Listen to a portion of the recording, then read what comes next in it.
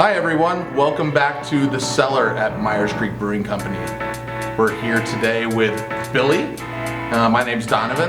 We're here to talk about another new release that just got packaged yesterday. So we got another fresh one here that we're gonna sample for you, give you some tasting notes on, and this is going to be hitting the tap rooms and hitting the market soon. So we want to just give you a little info about the beer, give you some tasting notes, and let you know when and where you can find this new delicious IPA from Meier Creek. Welcome to another episode of Between Two Hops. All right, Billy, let's get to it. We're gonna open up this beautiful new can of Peakfinder. It's a New England style IPA, part of our rotating limited hazy IPA release program. Beautiful new label on this one, and it's called Peakfinder. I'm gonna crack this open here. Beautiful can. Beautiful looking beer. You got that hazy, golden, glowing color. This is 7.25% ABV. A very kind of juicy and tropical flavored hazy IPA. Smell that juicy when you crack the can. Oh yeah, yeah. This again, you can smell this before you even bring the glass to your nose here. But here, let's take a sip, Billy. Cheers.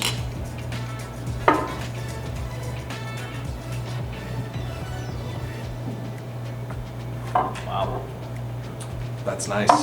What are your first thoughts there, Billy? Right off the bat, you get that little bit of tropical, super smooth. You know, for it being a higher ABV IPA, super smooth. Really like the color, the freshness.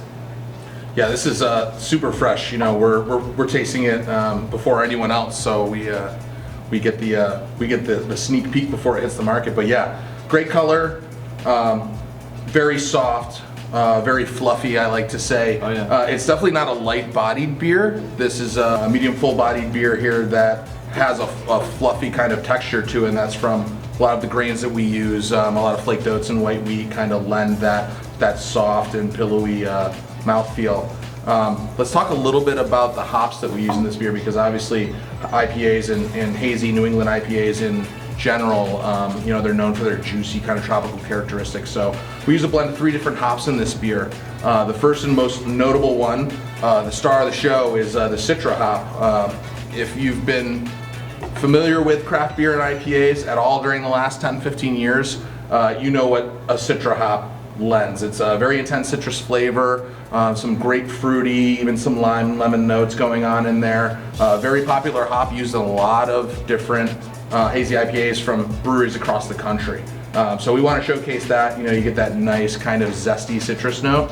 But there's a couple other hops in here as well that lend that more tropical side of things. So El Dorado, you're going to get a lot of stone fruit and a pineapple kind of flavor going on from that hop. I would say peach, mango, and pineapple for sure coming from that El Dorado hop. And then a feature hop in this beer called Pacific Sunrise. Very fun named hop from New Zealand. And that's a very sweet, kind of sweet fruit flavored hop.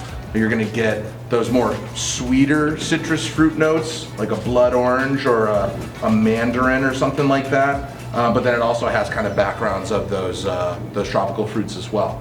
So all in all, a lot of citrus and a lot of tropical fruit flavor going on in here. Again, this beer is super fresh too, so all that stuff is just very front and center. They go together very nicely as well.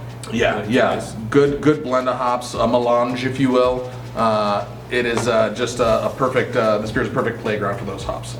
Very tasty, and again, I can't describe enough just how awesome the texture of this beer is. It's silky smooth. Is it like a melange à I don't know if melange is French. What's the other word? Menage? A menage a trois? This is technically a menage a trois. 3 different hops. That fits. Getting after it. What are we doing? I could make a comment about. I won't. I was gonna say it. I probably can't go on the podcast. I'm just gonna sit here and drink. I'm gonna sit here and drink more beer. Cheers to that. Awesome label. Again, sitting here in Cazenovia, New York. We're at the foothills of the Adirondacks. We have a great outdoor space here, surrounded by nature and trees, and we kind of wanted to you know, feel that in our can art and our can labels as well, because you know, craft beer is meant to be drank in the outdoors. So Peakfinder here, you know, from the front of the can, doesn't do justice for the whole label. So, you know, you start on the one side and you kind of rotate over, and you got this hiker standing on top of a peak here, and then folded over into a nice little landscape with the sun rising, the mountains in the background, some trees, and the fire tower, which that was one of my little additions that I was hoping for. Your Easter egg. Yeah, it's Definitely makes you feel like a place you want to go and drink a Peakfinder. You know what I mean? Well, it's one of those things where, yeah, you feel rewarded after you hike a mountain and you get to the top and you find your little elevation marker here, which that's another little Easter egg that we have on the can.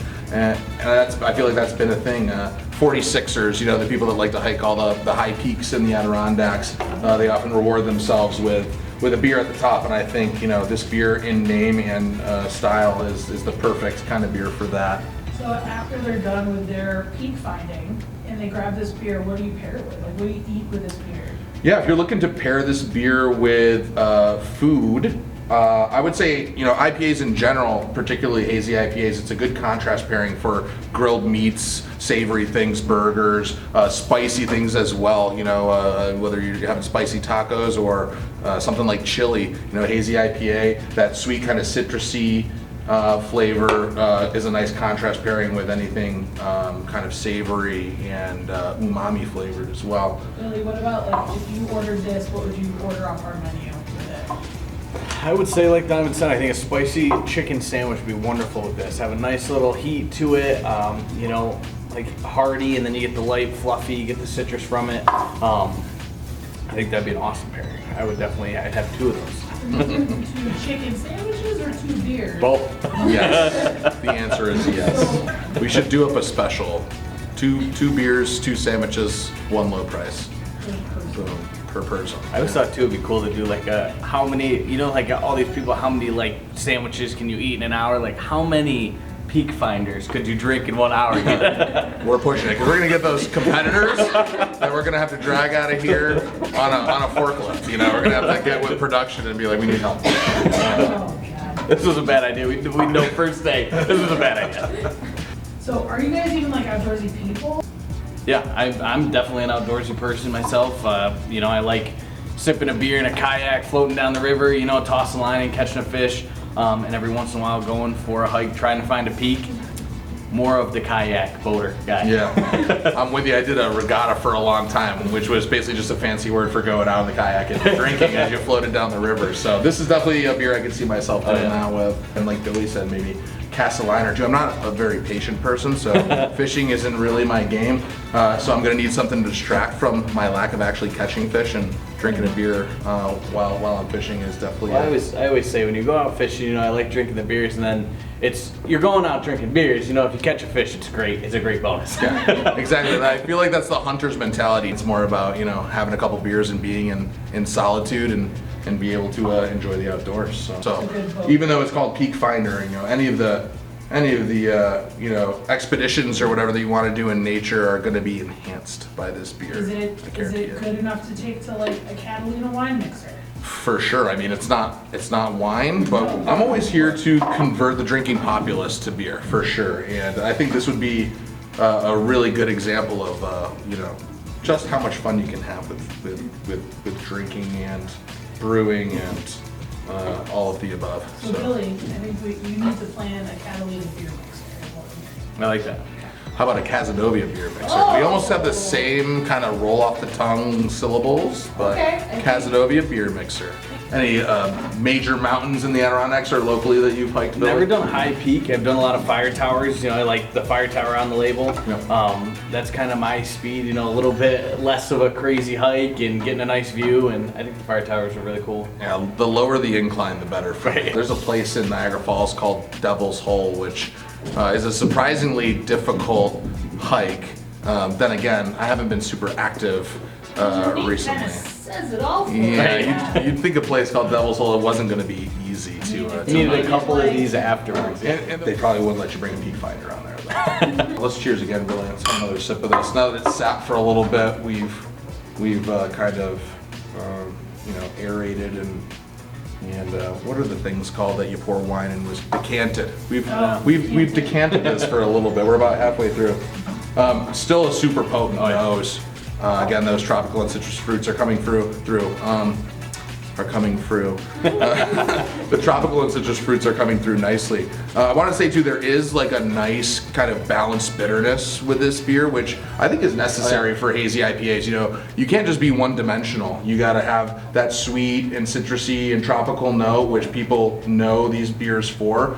But you don't want it to just finish that way and be one-dimensional. You want to have that classic kind of IPA finish, you know, a little bit of bitterness on the end just as kind of a contrast to the flavor you're tasting at the beginning. And this really does have a nice balanced bitterness, and it finishes nicely, and again, it makes this beer more complex than just being something that's super sweet and cloying and that's it. Finishes really nicely. It definitely helps to bring out those citrusy flavors and help you appreciate it a little bit. Yeah, exactly. You know, it leaves you wanting that next sip. Whirlpooling is a hopping technique as well, where when the beer is, you know, it's ready to absorb those hop flavors, you're using all of these late addition kind of dry hopping techniques, and that's going into the beer, and then you kind of, you know, I'm not a brewer. I don't have a degree in brewing, but basically, you spin the hops around in the beer to extract all those oils and flavors out of the hops. And our new, director of brewing operations, Jimmy Hildreth, has been doing a great job so far with this program and making sure that we're using the best processes and techniques to extract as much of the hop flavors out of the material that we're using, because hops are pricey. I mean, this is not a cheap beer to make, and you want to get all you can out of the ingredients. And again, he's doing a great job with dry hopping and whirlpooling techniques to extract all the flavors and aroma compounds that he can from those, so you get a beautiful looking beer like this and a beautiful tasting beer as well. Donovan, Yes. you used the word fluffy multiple times. Love to use that word. Would you say it's so fluffy, or is it just like a normal amount of fluffy in Yeah, beer? I would say it's tough to gauge fluffiness. I don't know if there's a fluffiness scale. Like maybe like a level of fluffy dog, maybe? Floof, I believe they call it. The Like, floofiness. This beer just reminds me of one of those, one of those big, basically dog clouds. You see those dogs that are like, that's a Samoy. Okay, I'm not. Fluffy. Yeah, they walk around and you're like, how big is that dog actually? Because he's got so much surrounding him that I can't even tell. Yeah, I would say this is for sure above average on the floof scale. So that's a pretty aggressive fluffy. It's an aggressive fluff.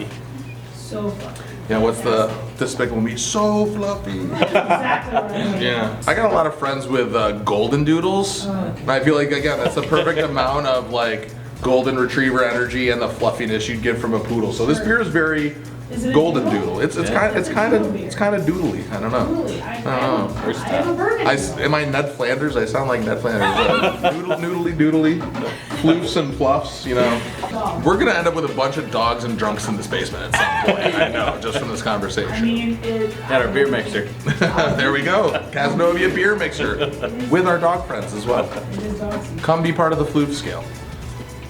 Billy. Oh yeah. What type of pillow is that beer? What kind of mouthfeel are you getting from the pillow? I would say this is a lot more memory foam. You get some of those older style goose feather pillows. You're not, it's not consistent enough. It's not smooth consistently. I think you get to those memory foams, those Tempur-Pedics, like that's what this beer would be. Kind of more consistently smooth every time you take a sip.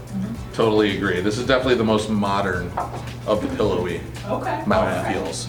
So, you mentioned in the hazy IPAs really blew up. Could you tell me the exact month, date, and year that hazy IPAs blew up? I'd like, Donovan, your opinion, and then Billy. I've been yours waiting as for this well. question. I'm a beer history nerd. Bring it on, man. No, I mean, so here's the thing. Hazy IPAs existed before hazy New England style IPAs actually existed. Like people were brewing hazy IPAs, but they were called something different. There was a beer in like the 20, I want to say when I first started in the beer industry, like 2011, 2012, on the East Coast anyways. People were making these beers called white IPAs, and it was like a hybrid Belgian white. So created this beer called white IPA, and that early 2012. I feel like that they were doing hazy IPA before it was popular. Like there's something wrong with my beer. Like it's cloudy, it's pouring out of the tap, kind of like this is gloopy, good. and that was 13, 14 years ago. After that, I want to say it was probably around like 2014. You started seeing commercially available hazy IPAs thing, and it was about how much bitterness can you shove in this beer? There were there were literally beers named like Palate Wrecker and stuff like that. How bitter can we make this beer so people want to shave their tongues after they drink it? There's a place for all these beers, and I think IPA fans in general, they don't just lean one way or the other. It's fun to try both ends of the spectrum. Pine, dank, bitter, grapefruit. It doesn't make you want to shave your tongue afterwards. Doesn't want to make you shave your tongue afterwards. Makes me want to have another one. Right. Billy, same question. Month, date, and year hazy IPAs blew up. When did Meier Creek open up? What day? That was the day. That was the day. I fucking love that answer. August 2020. Now, what day did we open? That's the day it all began. Good job, Billy. Cheers again. It's really excellent. Final thoughts. I mean, again, this is super fresh, so just the flavor is at its peak, if you would say. Did you find it? I'm about to. No, final thoughts. Delicious beer, another home run from Jimmy and the production staff. Delicious example of the New England IPA style, super fresh. In terms of availability, again, this was a bigger batch than we had for Frozen Meadows, but it's still very limited. We're releasing this at the tap rooms on Friday, March 21st, just in time for March Madness, everyone. So get your Peakfinders and watch some basketball. Again, so this will be at the tap rooms over the weekend, and then you can find it in the market soon. We're going to send it to our wholesalers next week, and it'll take a while for it to hit inventory and trickle into the market, but you should be able to find it at your local bottle shops and your local grocery retailers that sell Meier Creek beers. Super fluffy. Extremely fluffy. So fluffy. off the grid fluff. Yeah. Really, between two hops is technically now all about the ring toss game because it's the only thing that's actually between the hops. That's true. So cheers here. Cheers here. Drink here. All right, ring toss. Here we go. Ready? 3, 2, 1, go. Oh, I got first last time. Oh! Hey! All right, best of 3. Yeah. There we go. 3, 2, 1, go. The hops are in my way. Uh-oh. We're changing the game. No. Oh my god. You button hooked me. I didn't know you were. The button hook. The button hook.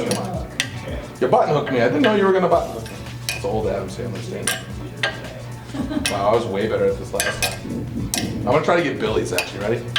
Jordan, do you remember your performance from last time? Oh my goodness. He's very powerful.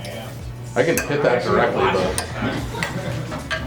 but Way harder than it looks. It seems like it's just gonna go right I up feel your like leg. you last time. Here we go. We'll line it up. Ting.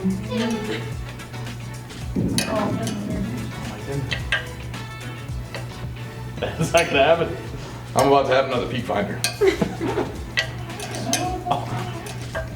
I'm getting Billy's again. Okay. I can't even. There we go.